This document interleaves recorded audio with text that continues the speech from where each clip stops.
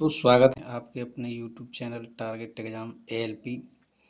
तो आज का टॉपिक है टिशू उत्तक। तो आज तीसरा क्लास है। तो आइए स्टार्ट करते हैं। और फ्रेंड्स, चैनल को सब्सक्राइब करें और शेयर भी करें फ्रेंड्स। चलिए चालू करते हैं। कह रहा मानव शरीर के निम्नलिखित में से किस भाग में श्वेत ग्रंथियाँ अनुपस्थित होती, मतलब नहीं पाई जाती है? तो होठ में। किसमें? होठ में। कह मानव शरीर के निम्नलिखित में से किस भाग में श्वेत ग्रंथियां अनुपस्थित होती है? होठ में। निम्नलिखित में से बाह्य त्वचा एपिडर्मिस का कौन सा कार्य नहीं है? एपिडर्मिस का कौन सा कार्य नहीं है? तो जल संवहन एपिडर्मिस का कार्य नहीं है। निम्नलिखित में से बाह्य त्वचा एपिडर्मिस का कौन सा कार्य नहीं है? तो जल संवहन करना। ठीक है, चलिए। फ्लोएम। फ्लोएम में पाए जाने वाले निर्जीव पदार्थ। कह रहा है फ्लोएम में पाए जाने वाले निर्जीव पदार्थ कौन सा है? तो फ्लोएम तंतु है। फ्लोएम तंतु, फ्लोएम तंतु, फ्लोएम तंतु, फ्लोएम तंतु। नेक्स्ट।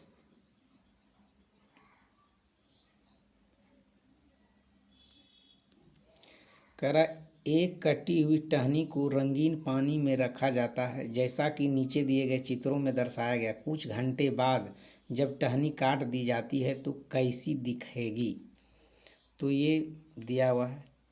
तो कैसा दिखेगा? जब डंठल काट देगा और रंगीन पानी में रखेगा तो ऐसा दिखेगा। एक तरह देखिए पूरा रंगीन है, तो चित्र एक ही तरह दिखेगा। कौन सी कोशिका में छिद्रिल कोशिका भित्ति नहीं होती है? छिद्रिल कोशिका भित्ति वह निकाय में नहीं होती है। कौन सी कोशिका में छिद्रिल कोशिका भित्ति नहीं होती है? वह निकाय में, वह निकाय में। नेक्स्ट।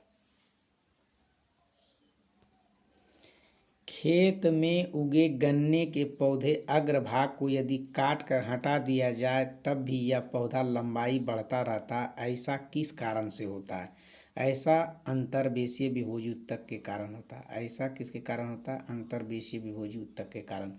खेत में उगे गन्ने के पौधे के अग्रभाग को यदि काट कर हटा दिया जाए तब यह पौधा लंबाई में बढ़ता रहता है, ऐसा किस कारण से होता है? तो अंतर्वेशीय विभोजी उत्तक। अशुद्ध वाक्य को चुनिए। अशुद्ध वाक्य को चुनिए। तो ये कंडरा रेशेहीन एवं कमजोर फ्रेजाइल उत्तक होते हैं।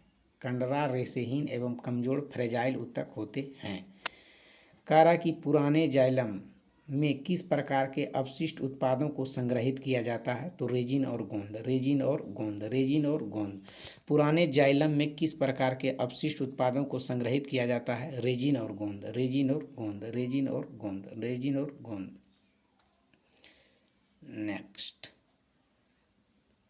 करा तने की परिधि निम्नलिखित में से किसके कारण बढ़ती है? तो पार्श्व विभोजित उत्तक के कारण, पार्श्व विभोजित उत्तक के कारण। करा तने की परिधि मतलब मोटाई किसके कारण? तो पार्श्व विभोजित उत्तक के कारण। करा मरुस्थलीय पौधे में जल ह्रास की दर निम्नलिखित में से किसके कारण कमी आती है? तो उपत्वचा क्यूटिकल के कारण, उपत्वचा क्यूटिकल के कारण। मरुस्थलीय पादप में जल ह्रास की दर निम्नलिखित में से किसके कारण कमी आती है? तो उपत्वचा क्यूटिकल के कारण। आंत में पचे हुए भोजन को अवशोषित करती है उपकला कोशिका में कौन सा प्रकार के लिए उत्तरदायी है? इसके लिए कौन सा प्रकार के लिए उत्तरदायी? स्तंभाकार, स्तंभाकार उपकला, स्तंभाकार उपकला। आंत में पचे भोजन को अवशोषित करती है उपकला कोशिकाओं का कौन सा प्रकार इसके लिए उत्तरदायी है? स्तंभाकार, स्तंभाकार, स्तंभाकार, स्तंभाकार। कारा मानव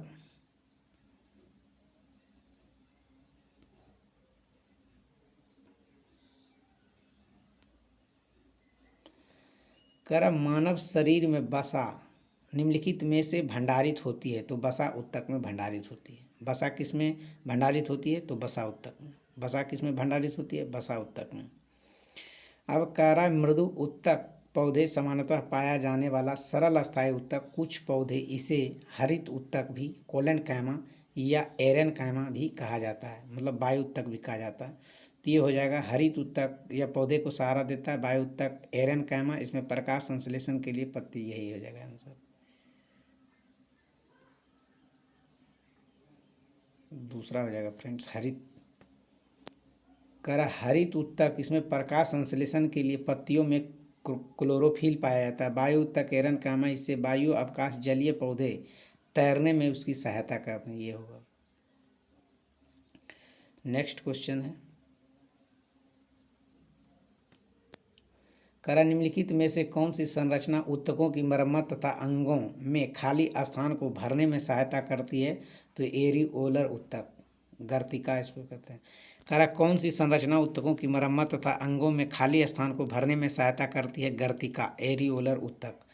करा स्थानीय पर्यावरण पादप की उत्तरजीविता निम्नलिखित में से किसकी उपस्थिति के कारण संभव होती है? संवहन ऊतक। किसके कारण? संवहन ऊतक। करा स्थलीय पर्यावरण में पादप की उत्तरजीविता इनमें से निम्नलिखित में से किसकी उपस्थिति के कारण संभव होती है? संवहन ऊतक, संवहन ऊतक। करा एक लंबे वृक्ष अनेक शाखाएं होती है और इन सभी शाखाओं में जल के पार्श्व संवहन में सहायता करने वाले ऊतक कौन है? स्थूल कोण ऊतक, स्थूल कोण ऊतक। एक लंबे वृक्ष के अनेक शाखाएं होती है, इन सभी शाखाओं में जल के पार्श्व संवहन में सहायता करने वाले ऊतक कौन होते हैं? स्थूल कोण ऊतक, स्थूल कोण ऊतक, स्थूल कोण ऊतक।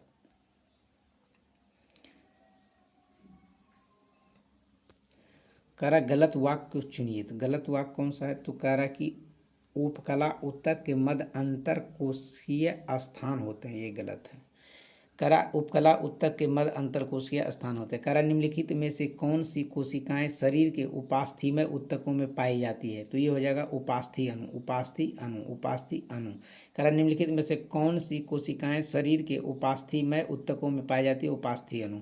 करा निम्नलिखित में से कौन सा पेशीय ऊतक जो बिना थके जीवन भर लगातार करता है? तो हृदयक पेशी। कौन सा? हृदयक पेशी, हृदयक पेशी, हृदयक पेशी।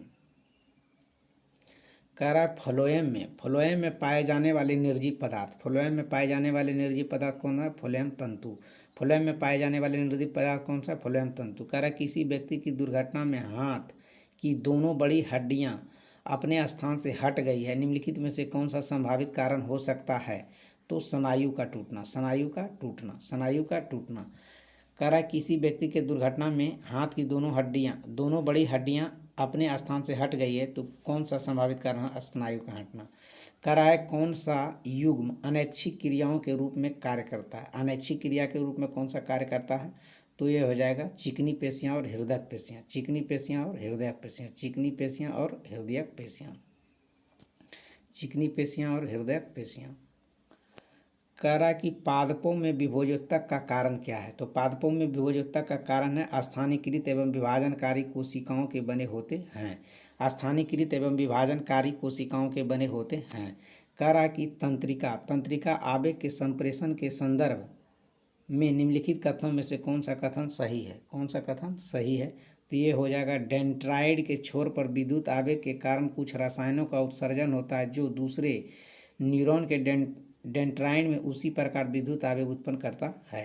कर तंत्रिका आवेग के संप्रेषण के संदर्भ में निम्नलिखित कथनों में से कौन सा कथन सही है? कर डेंड्राइड छोर पर विद्युत आवेग के कारण कुछ रसायनों का उत्सर्जन होता है जो कि दूसरे न्यूरॉन के डेंड्राइड में उसी प्रकार विद्युत आवेग उत्पन्न कर देते हैं।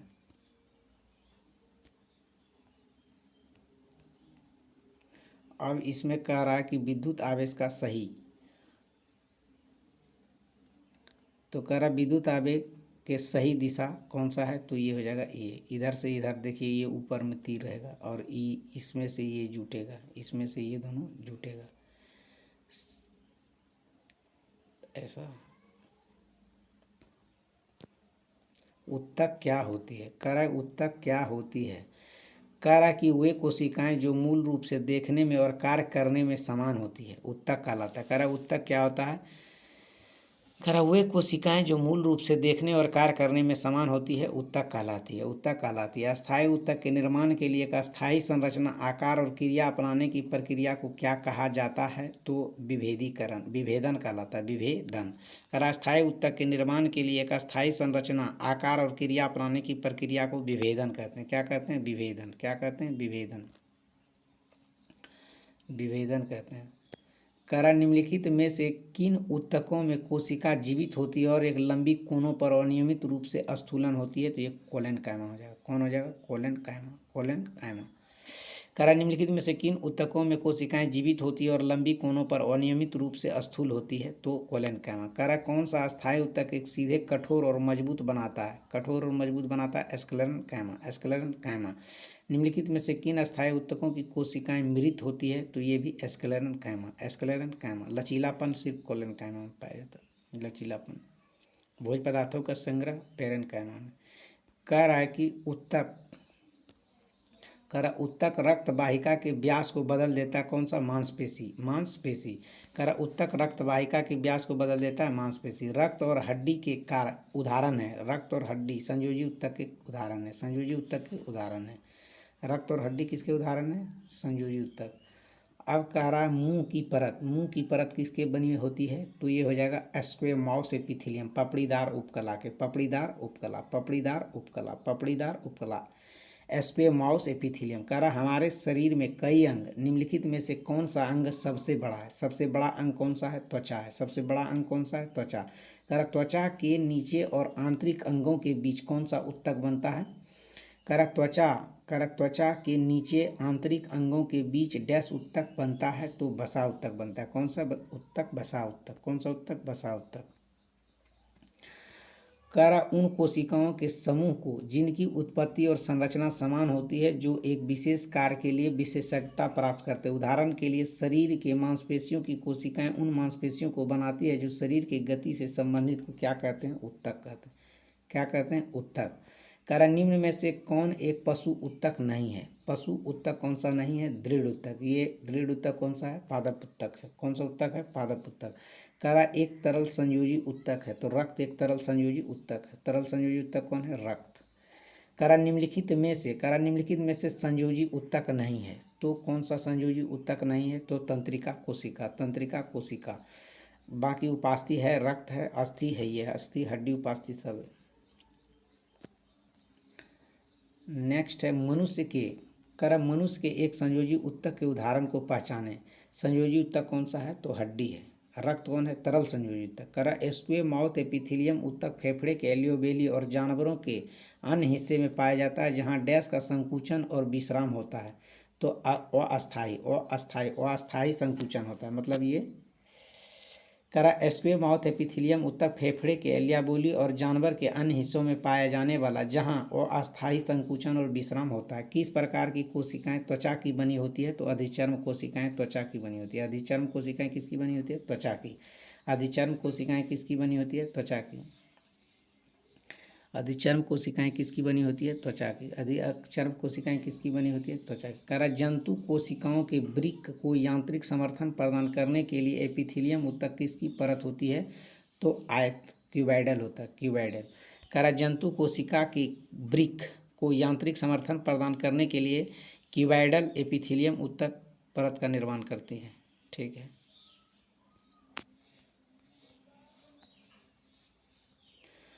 कह रहा हिस्टामिन स्रावक कोशिकाएं पाई जाती है। हिस्टामिन स्रावक कोशिकाएं पाई जाती है संयोजी उत्तक में। हिस्टामिन स्रावक कोशिकाएं पाई जाती है किसमें?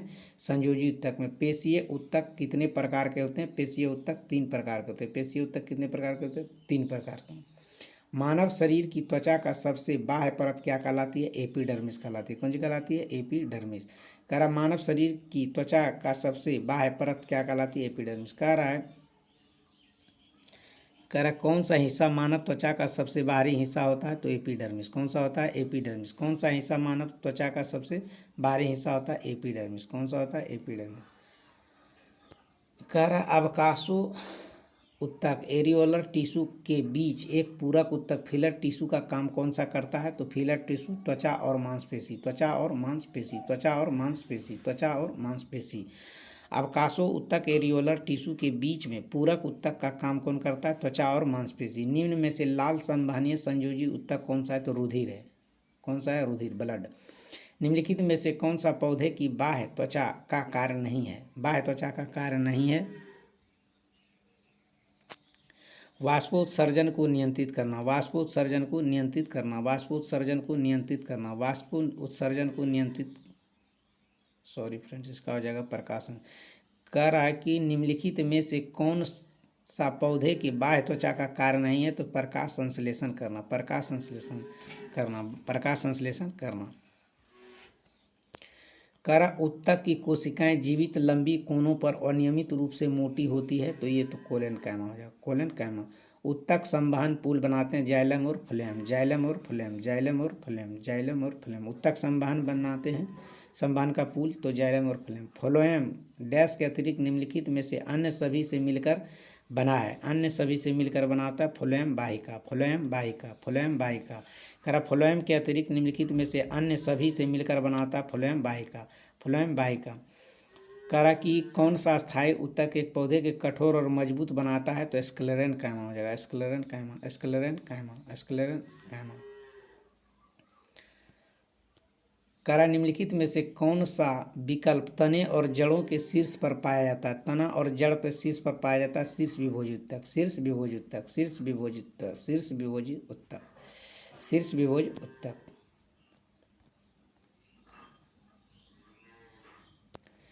करा सीव ट्यूब और सह कोशिकाएं मुख्य रूप से डैश के संचलन के लिए उत्तरदायी होता है, सीव ट्यूब, तो ये पौधे के भोजन के लिए, पौधे के भोजन के लिए, पौधे के भोजन के लिए। सीव ट्यूब और सह कोशिकाएं मुख्य रूप से किसके संचलन के लिए उत्तरदायी है, पौधे में भोजन, पौधे में भोजन, पौधे में भोजन। डैश के जमाव के कारण दृढ़ उत्तक की कोशिका भित्ति मोटी होती है, किसके कारण, तो लिग्निन के कारण, लिग्निन के कारण, लिग्निन के कारण, लिग्निन के कारण, लिग्निन के कारण, लिग्निन के कारण, लिग्निन के कारण। करा इनमें से कोशिकाएं जड़ों और पौधे के अन्य भागों में होता है, तो कौन सा हो जाएगा, तो ये हो जाएगा जाइलम, कौन सा हो जाएगा, जाइलम, कौन सा हो जाएगा, जाइलम, कौन सा हो जाएगा, जाइलम। करा की बड़ी निम्नलिखित में से कौन सी उत्तक का अंतरकोशीय क्षेत्र बड़ा होता है, अंतरकोशीय क्षेत्र किसका बड़ा होता है, तो पेरेनकाइमा का, किसका होता है, पेरेनकाइमा का, किसका होता है, पेरेनकाइमा का, पेरेनकाइमा। अंतरकोशीय स्थान किसका बड़ा होता है, पेरेनकाइमा का। कह रहा है डैश उत्तक एकमात्र पादप उत्तक है जो कोशिका विभाजन द्वारा नई कोशिका का उत्पादन करता है, नई कोशिका का उत्पादन कौन करता है, नई कोशिका का उत्पादन करता है विभोज उत्तक या मेरिस्मेटिक, विभोज उत्तक या मेरिस्मेटिक, विभोज उत्तक या मेरिस्मेटिक, विभोज उत्तक या मेरिस्मेटिक, विभोज उत्तक या मेरिस्मेटिक, विभोज उत्तक या मेरिस्मेटिक। निम्न में से कौन सा सरल अस्थायी उत्तक नहीं है, तो जाइलम, जाइलम सरल अस्थायी उत्तक नहीं है, सरल अस्थायी जटिल है, जटिल। जाइलम और फ्लोएम जटिल उत्तक है। सरल उत्तक में पेरेनकाइमा, कोलेनकाइमा, स्क्लेरेनकाइमा। कह रहा है कि निम्नलिखित में से कौन सा उत्तक मुख्य रूप से मृत कोशिकाओं से बना होता है, तो होता है मृत कोशिकाओं में जाइलम और फ्लोएम, जाइलम और फ्लोएम। नेक्स्ट, पौधे के तने छल्ले के रूप में पाए जाने वाली आकृति जो उसकी वृद्धि में सहायक होती है, निम्न में से कौन सा उत्तक पाए जाते हैं, ये हो जाएगा लेटरल मेरिस्मेटिक उत्तक, लेटरल मेरिस्मेटिक उत्तक। करा पौधे के तने में छल्लों के रूप में पाए जाने वाली आकृति जो उसकी वृद्धि में सहायक होती है, निम्न में से कौन से उत्तक पाए जाते हैं, लेटरल मेरिस्मेटिक टिश्यू। निम्नलिखित में से कौन सा उत्तक जड़ों और खाद्य पदार्थों के परिसंचरण करता है, जड़ और खाद्य पदार्थों का संचरण फ्लोएम करता है, कौन करता है, फ्लोएम।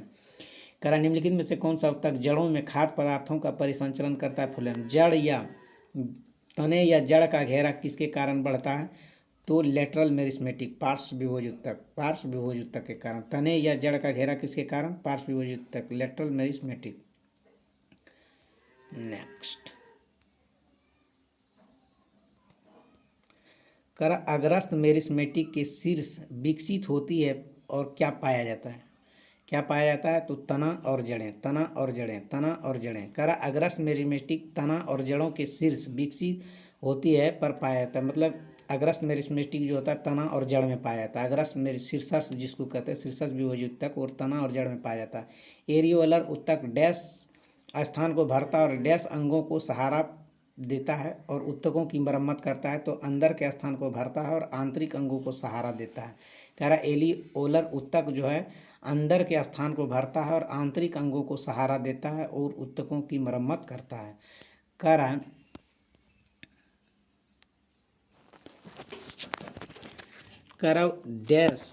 कि डैश की उत्तक कोशिकाएं अलग अलग प्रकार के अस्थायी उत्तक के लिए पृथक होती है,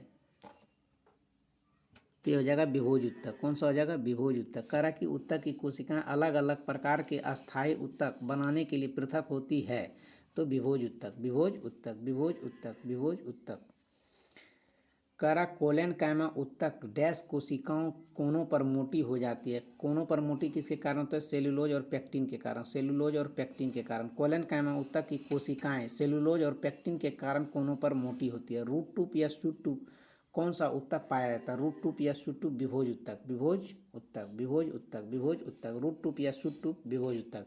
डैश के कारण जड़ तना के घेरे में वृद्धि होती है। जड़ और तना के घेरे में मतलब व्यास जो मोटाई बढ़ता है वो पार्श्व विभोजी ऊतक, पार्श्व विभोजी ऊतक, पार्श्व विभोजी ऊतक, लेटरल मेरिस्मेटिक।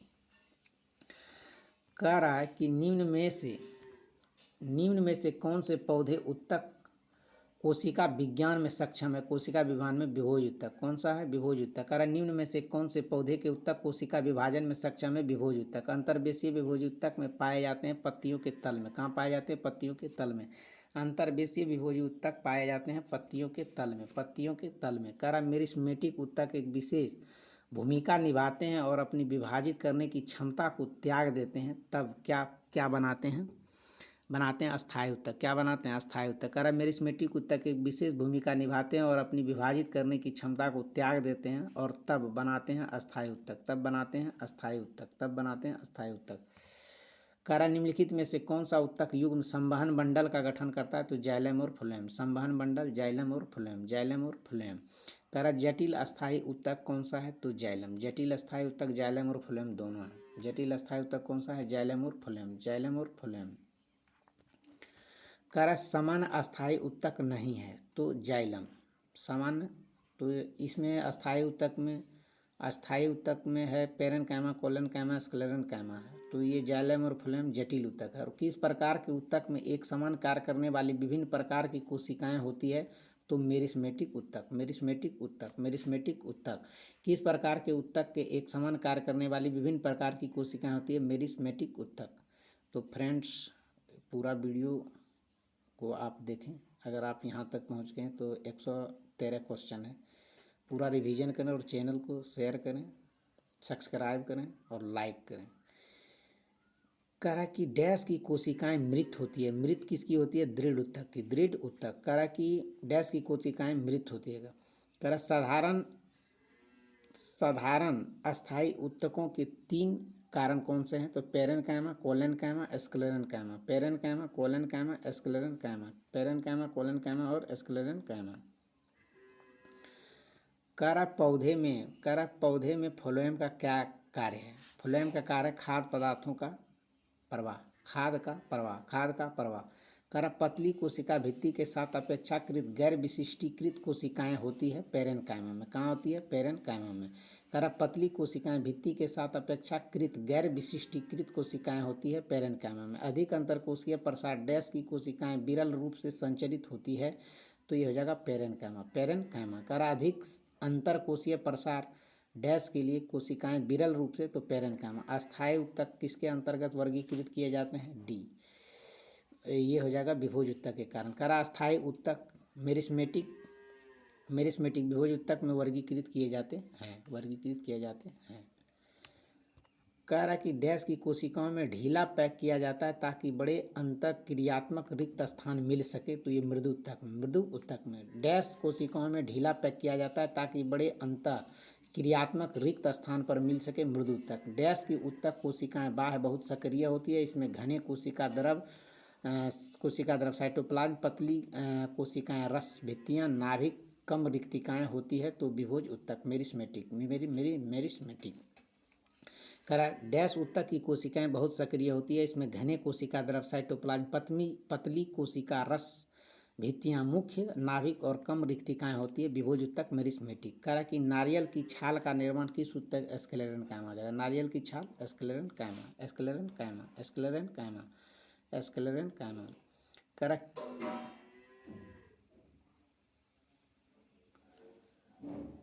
रहा किस प्रकार के ऊतक नारियल की भूसी बनता है? तो स्क्लेरेनकाइमा स्क्लेरन काइमेटेस फाइबर, स्क्लेरन काइमेटेस फाइबर। कह निम्न में से कौन सा उत्तक कोशिका विभाजन में सक्षम है? तो विभोज उत्तक, विभोज उत्तक, विभोज उत्तक उत्तक, विभोज उत्तक उत्तक, विभोज उत्तक उत्तक, विभोज उत्तक उत्तक। कह विभिन्न प्रकार के अस्थायी उत्तकों के निर्माण के लिए डैश उत्तक की कोशिकाओं को अलग किया जाता है, तो यह जगह मेरिस्मेटिक, मेरिस्मेटिक। कह रहा है कि विभिन्न प्रकार के अस्थायी उत्तकों के निर्माण के लिए उत्तक कोशिकाएं का अलग किया जाता है, मेरिस्मेटिक, मेरिस्मेटिक उत्तक। नेक्स्ट, करा कि कौन सा उत्तक पौधे के प्रकाश संश्लेषण हिस्सों की सामग्री में परिवहन में मदद करता है? तो यह हो जाएगा फ्लोएम। कौन हो जाएगा? फ्लोएम। करा कौन सा उत्तक पौधे के प्रकाश संश्लेषण हिस्से में सामग्री के परिवहन में मदद करता है? फ्लोएम। करा पौधे में लचीलापन डैश उत्तक के कारण होता है? कोलेनकाइमा के कारण लचीलापन, कोलेनकाइमा के कारण लचीलापन। रेगिस्तानी पौधे के बाह्य त्वचा एपिडर्मिस में डैश एक मोटी परत जम जाती है, उसका नाम है क्यूटीन। क्यूटीन। कौन सी परत जम जाती है? क्यूटीन। रेगिस्तानी पौधे के बाह्य त्वचा एपिडर्मिस में एक मोटी परत जम जाती है, क्यूटीन। कह रहा वृक्षों के सामग्री परिवहन सहायक उत्तकों को क्या कहा जाता है? संवहनी उत्तक कहा जाता है। क्या कहा जाता है? संवहनी उत्तक। कह रहा वृक्षों में सामग्री के परिवहन में सहायक उत्तक को क्या कहा जाता है? संवहन उत्तक, संवहन उत्तक, संवहन उत्तक, संवहन उत्तक, संवहन उत्तक। कह रहा पादप उत्तक दो प्रकार के होते हैं। पादप उत्तक दो प्रकार के होते हैं, एक विभोज उत्तक और एक अस्थायी उत्तक, एक विभोज उत्तक और एक अस्थायी उत्तक। कह रहा चलनी पट्टिकाएं डैश में पाई जाती है? चलनी पट्टिकाएं फ्लोएम नली कोशिकाएं में पाई जाती है। फ्लोएम नली कोशिकाएं। चलनी पट्टिकाएं किस में पाई जाती है? फ्लोएम नली कोशिकाओं में, फ्लोएम नली कोशिकाओं में, फ्लोएम नली कोशिकाओं में। करा शरीर इनमें से किस अंग में उपस्थित उत्तक में मौजूद नहीं होता? किडनी में। किसमें? किडनी में। कह रहा है इनमें से किस अंग में उपास्थि उत्तक मौजूद नहीं होता है? तो किडनी में। किडनी में उपास्थि उत्तक मौजूद नहीं होता, किडनी में उपास्थि उत्तक मौजूद नहीं होता। किसी पादप में मोटी कोशिका भित्ति और ऐसी कोशिकाएं हमें कहाँ मिल सकती है? तो फ्लोएम में। कहाँ मिल सकती है? फ्लोएम में। कह रहा किसी पादप में मोटी कोशिका भित्ति वाली ऐसी कोशिकाएं हमें कहाँ मिल सकती है? फ्लोएम में। कहाँ में? फ्लोएम में। कहाँ में? फ्लोएम में। कह रहा है भोजन के संग्रह के लिए जाइलम की कौन सी कोशिकाएं उत्तरदायी है? तो भोजन के लिए पेरेन्काइमा, भोज पदार्थों का संग्रह जिसे कहते हैं, तो पेरेन्काइमा, भोज पदार्थों का संग्रह। भोजन के संग्रह के लिए जाइलम की कौन सी कोशिकाएं? तो पेरेन्काइमा। कह रहा निम्न में से किस प्राणी उत्तक में चपटी कोशिकाएं होती है? चपटी कोशिकाएं साल्की उपकला में, साल्की उपकला में। निम्न में से किस प्राणी उत्तक में चपटी कोशिकाएं होती है? साल्की। फ्लोएम पौधे का संवहनी उत्तक जो डैश का परिवहन करता है? किसका? जल का नहीं, पोषकों का परिवहन। Sorry friends. फ्लोएम पौधे का संवहनी उत्तक होता है जो पोषकों का परिवहन करता है, पोषकों का परिवहन करता है। पादपों में रेजिन और गोंद विशेषकर संचित करते हैं पुराने जाइलम में, पुराने जाइलम में रेजिन और गोंद विशेषकर संचित करते हैं पुराने जाइलम में, पुराने जाइलम में, पुराने जाइलम में, पुराने जाइलम में। करा फ्लोएम के माध्यम से परिवहन निम्नलिखित में से कौन सा फॉल्स है, मतलब गलत है? तो ये हो जाएगा फ्लोएम की जीटीपी और सीटीपी का उपयोग होता है, ये गलत बात है। कह रहा उस प्रक्रिया का नाम बताइए जिसके द्वारा प्रकाश संश्लेषण में विलेय उत्पादकों के अन्य भागों में पहुंचाया जाता है, क्या कहलाता है? स्थानांतरण, ट्रांसफर। कह रहा उस प्रक्रिया का नाम बताइए जिसके द्वारा प्रकाश संश्लेषण विलेय उत्पादों के पादपों के अन्य भागों में पहुंचाया जाता है, स्थानांतरण, स्थानांतरण। कह रहा है कि ए और बी दो चित्र है, एक ये चित्र है, कह रहा एक ये चित्र है और एक ये चित्र है। कह रहा कि दोनों ही पौधे में पाए जाने वाले स्क्लेरन काइमा को दर्शाते हैं, फिर इसकी संरचना अलग क्यों है? तो एक है अनुप्रस्थ काट, ये है अनुप्रस्थ काट, ये है अनुदैर्घ्य काट। अनुप्रस्थ काट और अनुदैर्घ्य काट, अनुप्रस्थ काट और अनुदैर्घ्य काट, अनुप्रस्थ काट और अनुदैर्घ्य। कह रहा निम्नलिखित में से किसकी उपस्थिति जटिल पादपों का एक विशिष्ट गुण जिसके जलीय वातावरण में उसके अस्तित्व संभव को बनाए? संवहनी उत्तक। कौन सा? संवहनी उत्तक। कौन सा? संवहनी। कह रहा निम्नलिखित में से किसकी उपस्थिति जटिल पादपों का एक विशिष्ट गुण है जिसने स्थलीय वातावरण में उसके अस्तित्व को संभव बनाए? संवहनी उत्तक, संवहनी उत्तक, संवहनी उत्तक। नेक्स्ट कह रहा कौन सी आकृति फ्लोएम में भोजन की गति को सही निरूपित करती है? तो भोजन के तो ये हो जाएगा।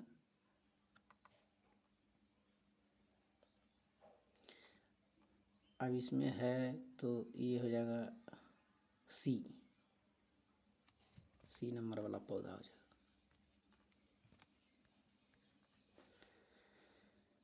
नेक्स्ट का है क्वेश्चन कि वसा संग्रहित करने वाले उत्तक को क्या कहा जाता है? वसा संग्रहित करने वाले उत्तक को क्या कहा जाता है? वसामय उत्तक। कौन सा उत्तक? वसामय उत्तक। कह रहा इनमें से किस भाग की कोशिकाएं पादप संवहनी उत्तक का भाग नहीं है? तो कोलेनकाइमा। कह रहा किस प्रकार की कोशिकाएं पादप में संवहनी उत्तक का भाग नहीं है? कोलेनकाइमा। निम्नलिखित में से कौन सा उत्सर्जी पादप पौधे के पुराने जाइलम में संग्रहित होता है? राल। कौन सा? राल। कौन सा? राल।